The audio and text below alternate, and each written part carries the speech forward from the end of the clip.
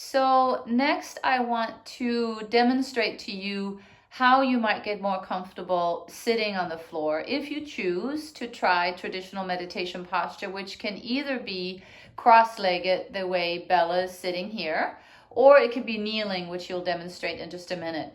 But this is probably the most known way of sitting on the floor meditating. Most Buddha figures are in this position.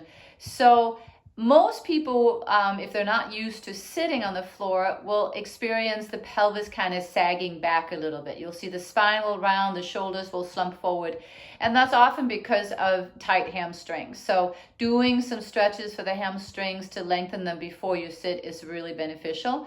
But short of that, or in addition to that, some height under the bottom will really help you get just the little lift that allows you to get your pelvis into a little bit more of a neutral position. And you can see it's more effortless for Bella to have a lift through her spine here.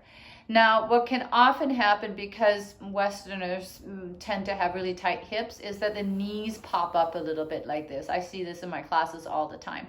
And that can get really irritating on the knees and the hip joints.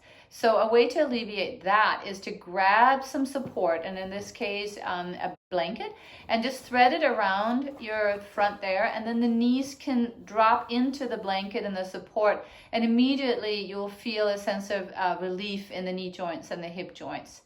Now, Bella has one pillow under her bottom, but if you're really tight in your hamstring, additional height could be the thing. And I really encourage you to kind of experiment a little bit with more height, less height, support under the knees, no support under the knees, so that you find the posture where you have the least amount of strain, so you don't get distracted by your body kind of screaming at you when you sit for these 20-minute meditations.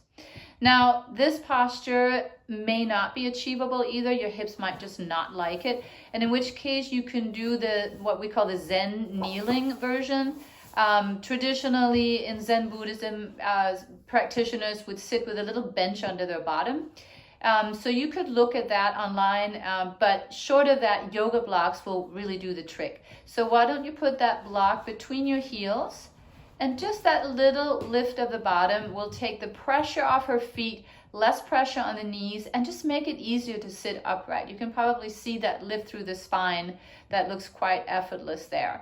Now, Bella's young and flexible, so that one block is all she would need, but I have seen guys in particular so tight in their bodies that even one block didn't really cut it, so 2 blocks could be necessary, even as much as 3 blocks. But let's just demonstrate here with 2 blocks, and as you can see, there's a really nice upright feeling in the spine, obviously less pressure on the feet, less pressure on the knees. So these are a couple of ways that you can try. And finally, don't be afraid to use a chair either. If you do use a chair, sit on the very edge of the chair so that you don't end up leaning. See if you can't find that inner will to sit upright. Okay, good.